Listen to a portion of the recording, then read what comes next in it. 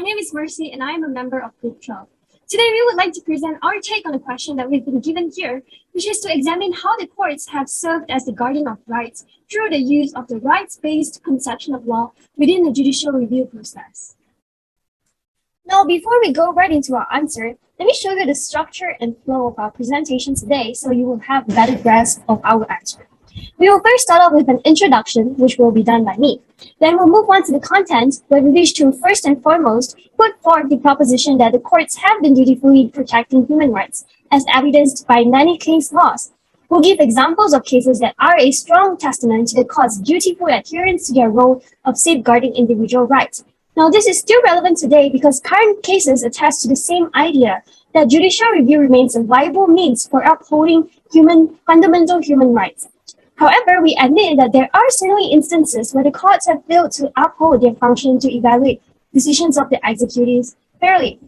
Now, this rings true for the courts and is an inexorable feature of any man-made system. Hence, we also wish to discuss this. Next, we will also explore how the courts strive to uphold and protect fundamental human rights beyond the scope of the Human Rights Act 1998. And lastly, we will then conclude on a note on the constitutional role of the courts to safeguard human rights.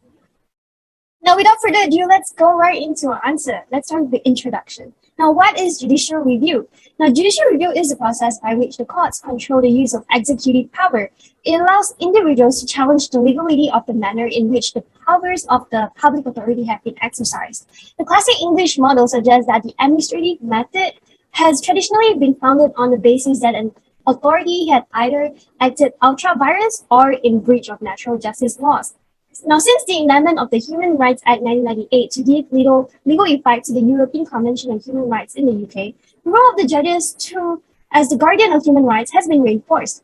This is supported by Section 3 of the HRA, which requires the judges to interpret statutes in conformity with the Convention rights. Apart from that, we also see that Section 6 imposes a statutory duty on public authorities to act compatibly with Convention rights too. Now, thus we see that the judiciary plays an important role to uphold the fundamental rights of citizens and to control the exercise of executive power in order to uphold constitutional concepts like rule of law and separation of powers.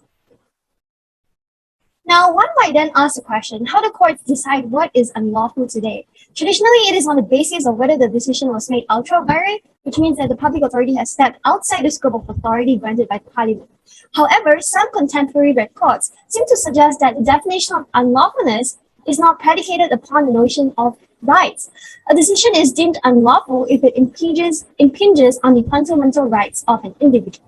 This illusion between judicial review and the notion of rights form the rights-based constitutionalism.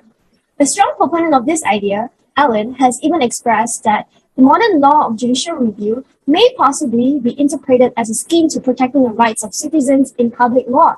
Thus, it seems reasonable to conclude that the UK embraces a rights-based constitutional theory that focuses on the fundamental rights of a human being as its centerpiece. According to Poole, there are a few main qualities of this rights-based approach to constitutionalism.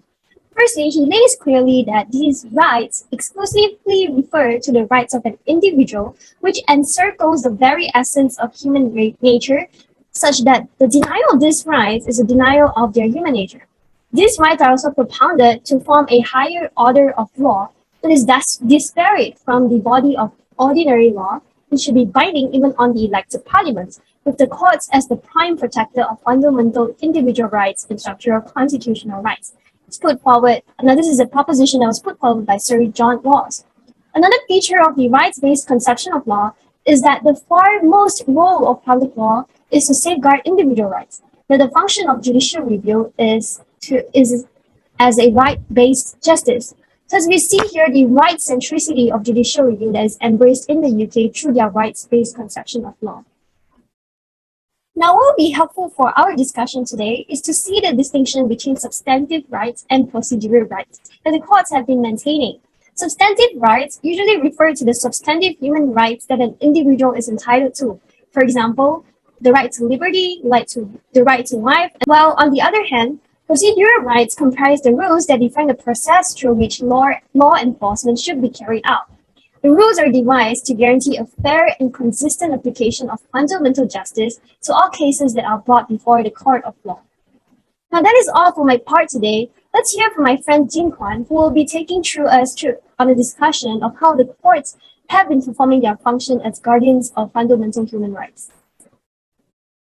I'm Jing Chen, and due to the time restraints, I will only be emphasizing some landmark cases regarding the role of the courts as the guardian of fundamental rights. The courts have generally distinguished between substantive and procedural rights. I will firstly go into the examples of substantive rights, followed by a discussion on procedural rights. Philosopher Ralph Waldo Emerson once said that the first wealth is health. With the support of Article 3 of the Human Rights Act, no one shall be subjected to degrading treatment. This can be illustrated by the court decision in R. Rogers and Swindon and NHS Primary Care Trust, where the claimant was denied treatment funding for her breast cancer because she was not considered as an exceptional need for treatment. The Court of Appeal allowed the appeal for judicial review since there was no justifiable ground to show that the claimant was different from those who fulfilled the clinical requirements for treatment. Sir Anthony Clark further explained that it was not the policy which allowed for exceptions in undefined exceptional circumstances unlawful, so long as the policy genuinely recognizes the possibility of there being an overriding clinical need and requires each request for treatment to be considered on its individual merit. In order to decide whether the policy was irrational, the court had to consider whether there were any relevant exceptional circumstances which could justify the public authority refusing treatment to the claimant within the eligible group but granting it to another. In this case, there was none. Therefore, the decision of the public body was irrational. This shows that in protecting individual rights on fundamental treatment against body illness, the court will examine closely the matter of whether a decision of the public bodies is, in the proximate, so outrageous in its defiance of logic or accepted moral standards that no sensible person who had applied his mind to the question to be decided could have arrived at it. Lord Green even provided a layman examples, which was the dismissal of a teacher because of her red hair is something so absurd that no sensible person could ever dream that it lay within the powers of the authority. Now we move on to prisoners' rights. Do they have the freedom to express themselves? Ex parte seems lay down the principle that general legislative provision need to be read subject to fundamental rights, where in this case the prisoner serving life sentences for murder applied for judicial review against the Home Department's complete ban on journalists interviewing them by virtue of paragraphs 37 and 37A of the Prison Service Standing Order 5A. The House of Lords reversed the decision of the Court of Appeal, which the latter ruled that a prisoner has no right to an oral interview with a journalist who was willing to investigate his case.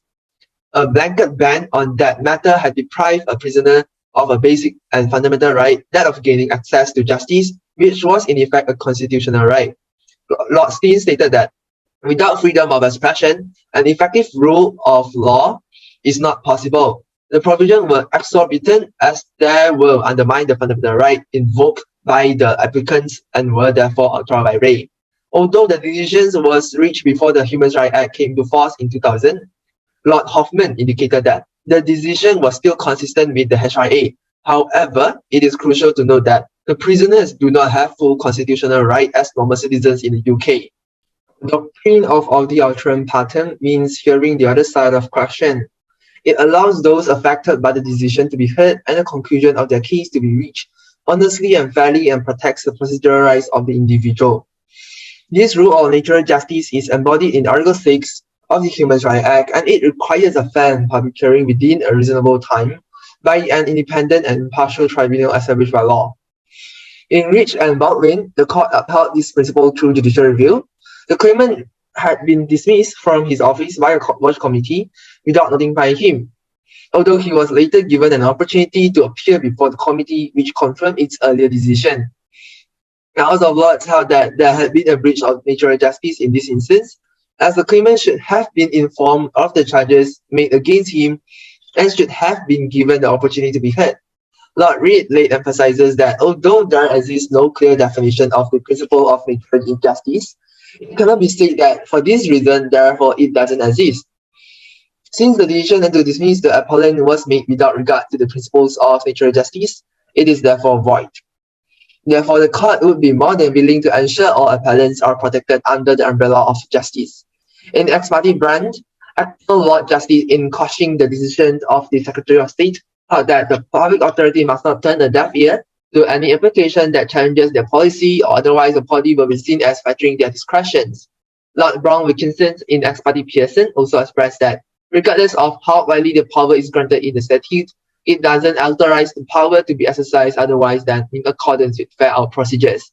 Moreover, the court will grant one or more remedies, namely cautioning order, prohibiting order, mandatory order, injunction, declaration of damages if there is an infringement of Hi, I'm rights. Ain, and now I will talk about other grounds for judicial review, which is the principle of proportionality, and I will elaborate more on the principle of illegality and fundamental rights. According to the principle of proportionality, measures taken by the authority must be proportionate to the objective pursuit. If it is acted in excess of what is being required, the authority would have acted disproportionately and the decision would be invalid. However, in assessing proportionality, the state is allowed a certain discretion known as the margin of appreciation. This concept acknowledges that national authorities are in a better position than the court to assess the necessity of a restriction by reason of their direct and continuous contact with the vital forces of their countries. In Farah Khan as Secretary of State for the Home Department, the claimant was not allowed to enter the UK on the basis that he would constitute a potential threat to public order, which can be seen as preventing the claimant from exercising the right to freedom of expression in the UK. However, the Secretary of State had provided sufficient explanation for a decision that his decision did not involve a disproportionate interference with freedom of expression. He had exercised a power expressly conferred on him, and he had done so for the purpose of the prevention of disorder, which was a legitimate aim under Article 10, subsection 2 of the HRA. This decision struck a proportionate balance between that aim and freedom of expression, which shows how the court emphasized on the importance to review the proportionate action of the authority so that a fair balance is attained according to the objective to be achieved. I will now elaborate on a case which explains illegality where the public body has acted outside of its powers. The grounds of illegality is such that it ensures that public authorities act within their scope of powers. This can be illustrated in Her Majesty Treasury and Ahmed, where a direction had been made against the claimants, which was to prohibit them from dealing with their own funds and economic resources, because the Treasury had reasonable grounds for suspecting that the claimants were or might be a person who facilitated the commission of acts of terrorism under the terrorism order. The court held that the order was ultra-vires and quashed it on the grounds of illegality as it was passed without parliamentary approval and there was absence of procedures that enable designated persons to challenge designation. Thus, the order was unlawful by virtue of Section 6 of the HRA and incompatible with Article 8 of the ECHR. From this case, it can be seen that the principle of legality, broadly construed, gives the courts a way to go beyond the usual constraint of substantive review by imposing their own sense of fairness onto the statute, and it is seen as an effective protection that holds a prominent place in the firmament of fundamental rights. We'll touch upon some recent cases that establish how the courts are still safeguarding human rights by ensuring that those using public powers are subject to the law using the HRA, which can be seen as pertinent to this day. In Commissioner of the Police of the Metropolis and DSD and another, the court ruled that the police have a duty to properly investigate reported crimes of serious violence. In this case, two victims of John Warboys, who was responsible for a large number of sexual offences, reported their attacks to the police. However, the police did not investigate the attacks in a proper manner, and Warboys was able to continue attacking women.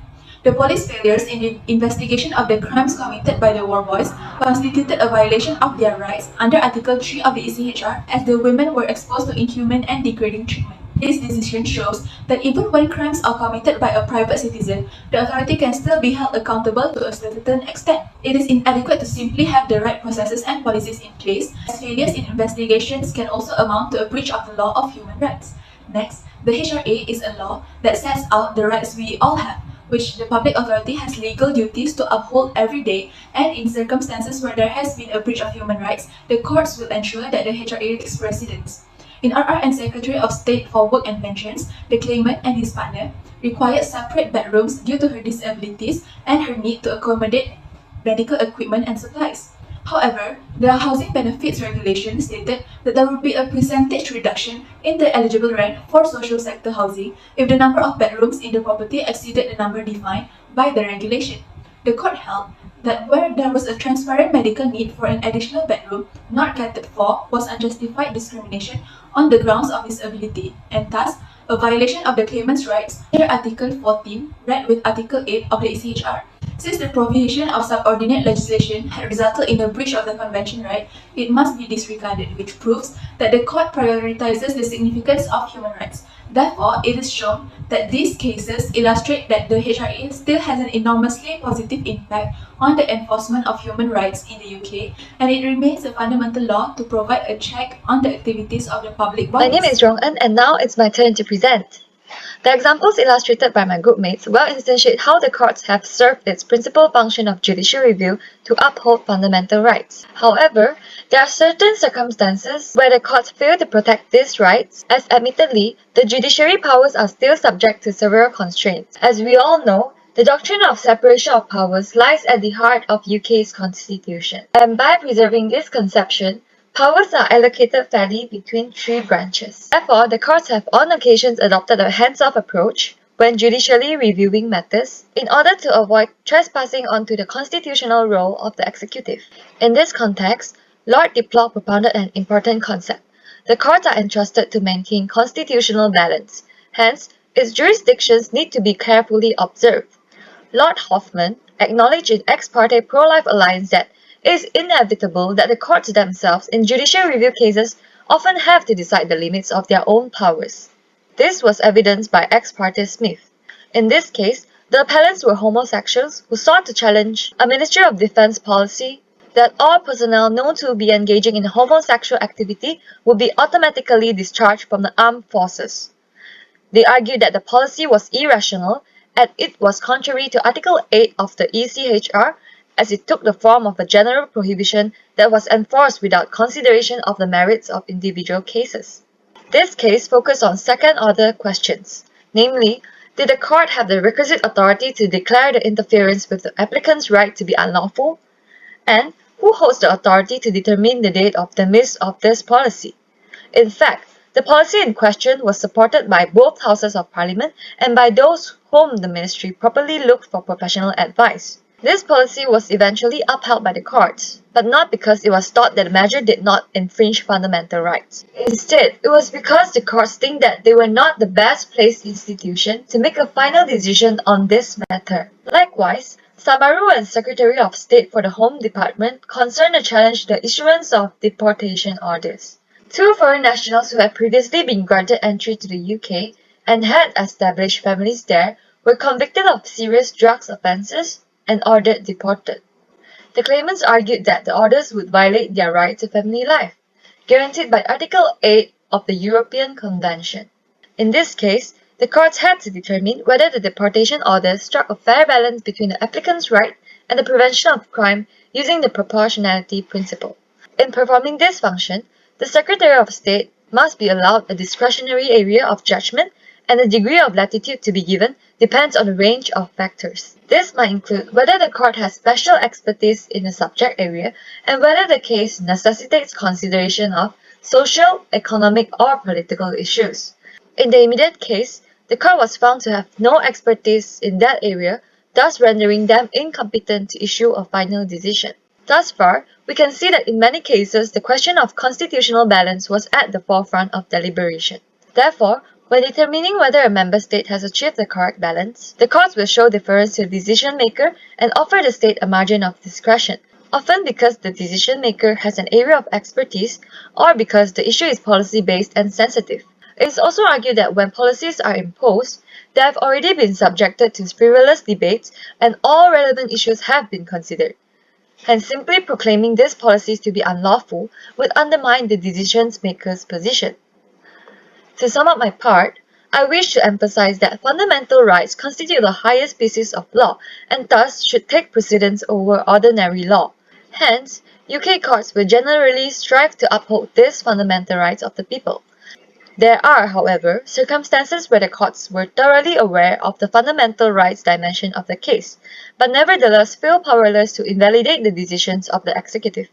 As a result, they would defer certain powers to the executive so to respect the constitutional doctrine of separation of powers and strike a constitutional balance. It was thought necessary to reflect not just on the court's oversight responsibility in respect of administrative behavior, but also on the limits of its supervisory capacity. And that's all from me. I'd now like to pass it on to my group mate, Ewan. Thank you very much. Thus far, our discussion largely revolves around the HRA, and it is undeniable that it acts as the main conduit in which the courts may safeguard fundamental rights. Since the enactment of the HRA, there has been a greater, or at least more noticeable regard for human rights, whether this is through the court's fulfillment of its statutory obligations to give effect to convention rights whenever it is possible to do so, or, on a more general level, the influence of European jurisprudence and the adoption of various principles it entails. This, however, leads us to the next burning question. Is the HRA truly the only avenue for courts to protect the basic rights of the public? Academics like Poole have considered this proposition and rightfully pointed out that the HRA, as all-encompassing and powerful as it may appear, remains a mere act of parliament. The doctrine of parliamentary sovereignty dictates that parliament may make or repeal any law that it wishes, and following this line of reasoning, should there be any potential repeal of the HRA, would this mark the demise of this rights-based conception of law? This cannot be the case because the court's role as guardians does not lie strictly within the confines of the ECHR, nor is it accurate to state that the HRA is the only recourse to protect our fundamental rights. Since the enactment of the HRA, there has been a tendency to immediately resort to convention rights, but the truth is we can usually find its counterpart in common law. Arriving at his decision that there had been an unlawful search of privileged legal correspondence in the case of Ex parte Daly, Lord Bingham had expressly relied upon an orthodox application of common law principles and a domestic approach to judicial review. He continued that the outcome would have been similar even if he had relied upon convention rights instead. An illustration of this would be Lord Hoffman's profound declaration in the case of Ex parte Sims, whereby in absence of any clear or express wording in the contrary, any legislation should be interpreted in a manner which protects the individual's fundamental rights against the oppressive powers of the state. As expounded by Lord Mans in the case of Kennedy and the Charity Commission, the convention rights were always intended to act as a safety net, and applicants shouldn't solely focus on convention rights before first surveying the wider common law scene. The case of Ex parte Anu Freziva affirms that any fundamental rights which lie beyond the ECHR will still be protected under the UK system of law. Here, an asylum seeker failed to be informed of a decision by the authority to withdraw her income support, and the decision had taken legal effect without any prior notice or any reasons given. The courts held that the public authority had acted unlawfully because they recognized an individual's right to know of any decision which may adversely impact their rights, so that the individual can challenge the decision if so desired. This in turn is called under a general right of access to justice. Furthermore, some of the principles developed under a rights-based body of jurisprudence have taken root in other domains of judicial review as well. For example, there have been instances where the courts have adopted the principle of proportionality in relation to legitimate expectations. A case in point would be the case of Wood against Secretary of State for Education, where the courts had to balance the public interest in protecting children against the interest of the applicant, who was a teacher barred from working with school children after allegations of sexual misconduct. Ultimately, the court held that the availability of appeal, the right to make representations, as well as the engagement of an expert panel, all demonstrated the Secretary of State's awareness of the sensitivity of this issue and its subsequent efforts to devise a fair procedure for the applicant. Hence, the Secretary of State's decision to breach the applicant's legitimate expectations was proportionate to its aim to protect the children. In conclusion, the constitutional role of the courts is multifaceted, but perhaps one of its most important responsibilities would be to utilize the arsenal of remedies at its disposal to act as a buffer between the arbitrary powers of the state and individuals. The significance of this role is especially profound when we consider that one of the cardinal principles of the rule of law is the upholding of our fundamental rights. Even prior to the enactment of the HRA, there have been recognizable efforts by the courts to fulfill such obligations. The advent of the HRA really allowed courts to fall back more openly onto the convention rights and formally introduce certain aspects of European jurisprudence into the domestic context of judicial review, for instance, principles of proportionality. Nonetheless, some limitations to the court's abilities to vindicate these fundamental rights do still exist. In maintaining a constitutional balance, the courts may allow a margin of appreciation to the executive in recognition of their role as the primary decision maker, despite the potential adverse implications of such a decision on individual rights. Furthermore, it should be reiterated that the HRA and the ECHR, albeit of considerable effectiveness, is not and will not be the only method to protect fundamental rights. The option of common law should never be overlooked. It is one that is constantly developing in line with our contemporary needs, and in some respects, it may even go beyond the coverage of convention rights. Regardless of which option the courts elect, the onus is now on the judges to weigh in evolving demands and expectations of our modern society and ensure that the judicial review process remains effective and relevant to safeguard the fundamental rights of our citizens. And with that, I'd like to end our presentation. Thank you.